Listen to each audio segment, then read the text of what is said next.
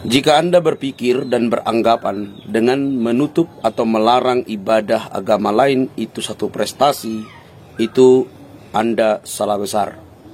Jika Anda berkata dan berpikir dengan melarang orang Kristen beribadah di gereja atau di rumah tempat ibadah mereka adalah cara untuk memusnahkan pertambahan orang-orang Kristen, itu keliru total. Firman Tuhan jelas bahwa sejak dahulu ketika Yesus datang ke dunia, penganiayaan terhadap orang Kristen itu sudah terjadi. Pelarangan dan orang Kristen diburu itu sudah terjadi. Tetapi apakah orang Kristen semakin berkurang? Tidak, semakin bertambah-tambah. Video kali ini menunjukkan kepada teman-teman betapa ada banyak orang yang katanya dekat dengan Tuhan mereka, tetapi di saat yang sama justru melakukan hal-hal yang aneh, yang tidak tepat bagi orang lain yang disebut sesama manusia. Mari kita lihat, teman-teman.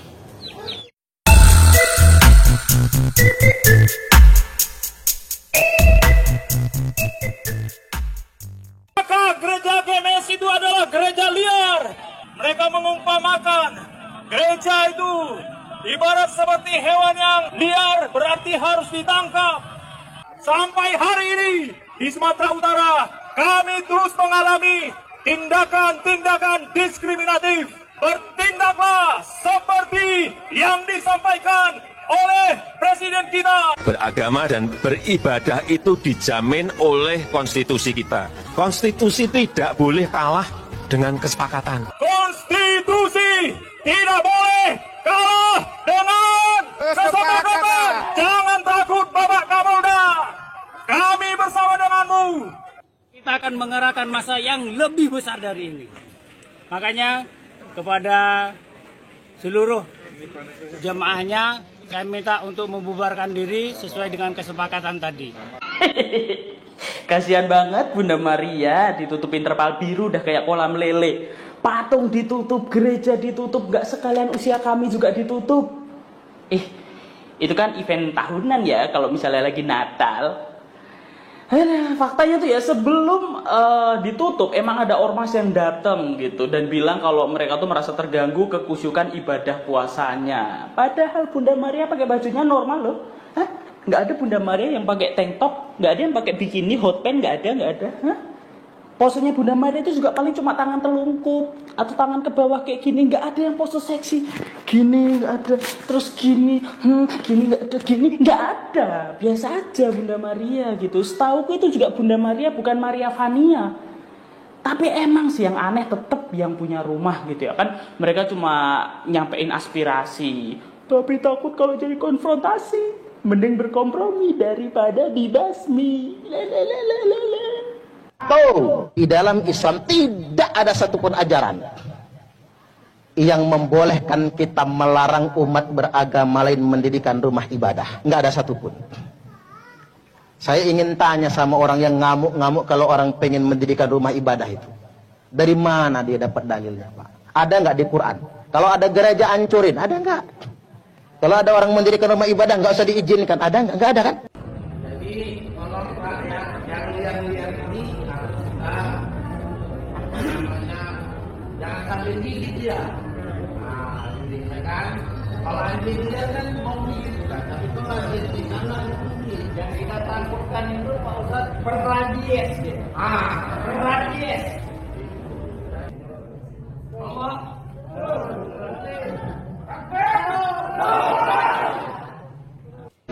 Karena kecintaan kita dengan Pak Wawan, ya, artinya permasalahan ini sebenarnya sudah bisa diselesaikan di tingkat yang bawah.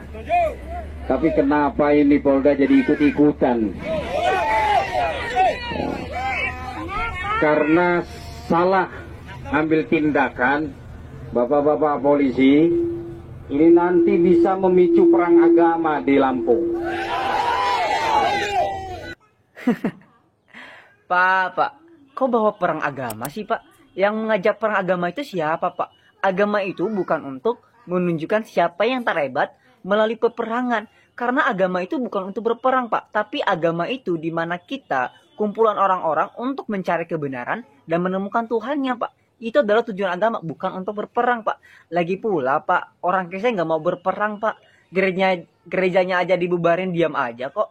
Jadi kalau Bapak mengharapkan ada respon ketika ada peperangan, jangan harap, Pak, orang Kristen mau. Enggak, Pak. Karena kami udah ditanamkan kasih. Kemarin aja ya, Pak ya, pas Israel itu ditolak, undang-undang itu sangat dijunjung tinggi, Pak. Jadi sekarang juga harus ada penegakan undang-undang, Pak. Harus ada penegakan undang-undang sesuai dengan kebenaran dan keadilannya, Pak. Jadi kalau ada sesuatu hal yang mungkin kurang berkenan, jadi nggak harus ada negosiasi, Pak. Karena kenapa? Ini adalah undang-undang, Pak. Jadi, ayo kita sama-sama bijak memberikan tindakan. Dan kita sama-sama bijak memberikan pendapat. Kita sama-sama berdoa aja supaya negara kita ini adalah negara yang berdaulat, penuh dengan kedamaian, dan penuh dengan keadilan. Oke? God bless you. Kenapa harus di sini? Di lingkungan yang mayoritas memang muslim. Nggak ada di sini mayoritas ini kan? Coba lah Bu, kita saling menghargai. Sebagai minoritas, sebagai mayoritas, kita saling menghargai.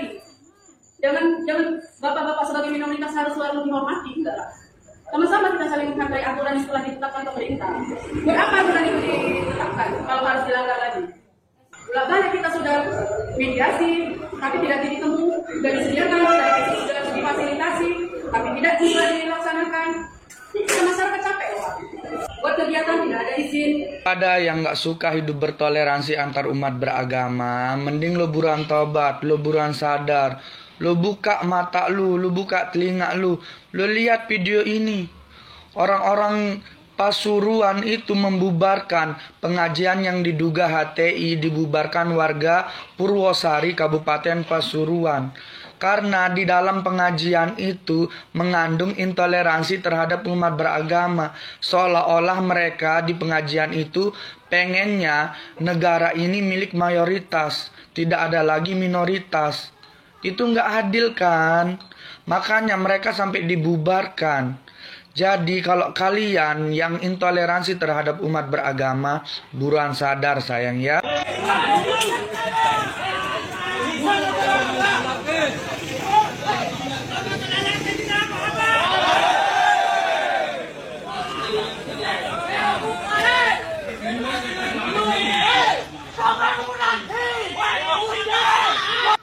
Gimana menurut kalian?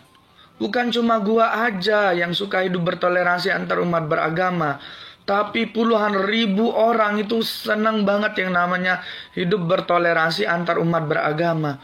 Mending kalian buruan tobat, buruan sadar. Kalau hidup bertoleransi itu sangat indah sayang. Biar kita itu hidup aman, nyaman, tentram, damai di negara kita ini. Nggak ada lagi perdebatan soal agama. Nggak ada lagi perpecah belahan antar umat beragama. Buruan tobat sayang. Buat lu pada ya yang nggak suka banget sama gua, gara-gara gua ngomong soal toleransi, lu lihat dah video ini. Masyarakat Pasuruan saja membubarkan acara pengajian yang menyangkut intoleransi terhadap umat beragama. Karena itu sangat tidak adil kawan. Mereka juga nggak membela agama siapapun. Tapi mereka cuma menyampaikan kebenaran apa yang mereka lihat, apa yang mereka dengar. Masyarakat atau warga Pasuruan saja tidak setuju. Kalau di Indonesia ini terjadi pecah belah antar umat beragama. Mending kita lihat deh sama-sama videonya. Kita akan mengerahkan massa yang lebih besar dari ini. Makanya kepada seluruh jemaahnya saya minta untuk membubarkan diri sesuai dengan kesepakatan tadi supaya tidak terjadi hal-hal yang tidak kita inginkan. Kita menjaga Indonesia supaya tetap kondusif, karena kalau ajaran khilafah ini terus berlangsung Pak, mereka mendirikan negara khilafah, memproklamirkan diri sebagai negara Islam, Indonesia terpecah Pak. Papua yang non muslim, mayoritas non muslim akan memisahkan diri. Bali yang mayoritas Hindu tidak akan menjadi bagian dari negara Indonesia. Dari itu maka tidak ada cara lain. Harga mati Indonesia dan khilafah harus bubar. Saya mendengar bahwa pelaku pembubaran ibadah di Lampung, si Pak RT telah dibebaskan dengan alasan tidak terbukti atau tidak cukup bukti melakukan penistaan agama. Ini saya mengecam keras putusan ini karena terlihat sangat tidak adil terhadap pelaku-pelaku lain yang telah dihukum atas nama penistaan agama. Yang paling saya takutkan dan khawatirkan dari ini semua adalah bahwa putusan ini kemudian akan menjadi jurisprudensi dan pembenaran bagi kaum intoleran untuk kemudian membubarkan ibadah di mana saja dan kapan saja. Saya berharap Kejaksaan, Kemenkopolhukam akan melakukan sesuatu untuk ini, untuk melindungi hak asasi manusia terkait beribadah di negara ini. Tunjukkan bahwa negara hukum masih akan adil terhadap semua pihak. Jangan hanya menghukum kaum minoritas untuk pasal-pasal penistaan agama. Salam dari saya, Ferdinand Hutahayan. Bingungnya orang tuh bisa rasis, bahkan sampai ke orang meninggal pun bisa dirasisin gitu loh. Jadi tadi gue baru bayar perpanjang sewa makam bokap gue. Dan seingat gue tahun lalu itu bayar sekitar 25 atau 35 ribu, gue lupa. Dan tiba-tiba saat gue tadi mau bayar, pas gue bayar itu harganya 135 ribu. Kok naik bisa 2 sampai 3 kali lipat lah. Otomatis gue nanya ke mbak-mbaknya yang dinas itu, Mbak, seingat saya kemarin tahun lalu saya bayar itu sekitar 25 ribu atau 35 ribu, seingat saya nggak nyampe 50 ribu itu pun. Oh iya mas, bokap gue di TPU Situ Gede yang muslim harganya 25 ribu dan yang non muslim harganya 135 ribu. Di situ gue langsung kaget, kok bisa harga makam, sewa makam ditentuin berdasarkan agama. Lu bayangin, kok bisa ada regulasi, ada aturan yang rasis gitu loh. Gue juga bisa bayar gitu, gue gak pernah masalahin itu. Cuma masa bisa sih ada perbedaan bayar sewa makam berdasarkan agama? Teman-teman sudah melihat dengan baik, ini adalah video kompilasi. Bagaimana orang-orang yang katanya beragamis, yang dekat dengan Tuhan mereka, tapi justru melakukan hal-hal, bahkan berkata-kata hal yang tidak benar tentang orang lain. Tidak perlu kalian membenci agamanya, tidak perlu kalian membenci Tuhannya. Tetapi sebagai orang yang berkata punya agama, menyatakan hal-hal yang tidak pantas kepada sesama ciptaan, itu bukan suatu hal yang etis untuk dilakukan. Tetapi itulah yang dilakukan oleh orang-orang yang beragama, yang dekat dengan Tuhannya, namun di saat yang sama mereka jauh daripada orang-orang yang hidup dan yang semacam dengan mereka. Jika teman-teman berkata bahwa teman-teman itu beruntung karena Anda bisa melarang orang Kristen beribadah, bahkan melarang beribadah, dan Anda memikirkan itu sebuah prestasi dengan teriak agama kalian, maka itu sebuah kebobrokan, sebuah kekacauan berpikir. Dan jika Anda berkata dengan menutup ibadah, melarang orang Kristen ibadah di tempat-tempat di mana mereka beribadah, satu keberhasilan buat Anda, itu satu kekacauan dan satu pikiran yang harus dimusnahkan. Jikalau Anda berkata dan mungkin berpikir mau membuat orang Kristen musnah dengan cara yang demikian, itu paling salah. Sekali lagi saya tekankan, Yesus Kristus di zaman hidupnya pun ditolak, tetapi pengikutnya semakin banyak. Bahkan ketika orang-orang Kristen mengikut Yesus dan menjadi saksi, mereka terus mengalami penganiayaan, tetapi mereka tetap menjadi berkat, bahkan semakin bertambah-tambah. Semakin dibabat, semakin merambat. Karena iman itu bukan dilihat dari luar, tetapi dari hati. Ketika kita mempercayai sesuatu dan kita yakin itu kebenaran, maka kita harus berdampak dan tetap kuat di dalam kebenaran itu.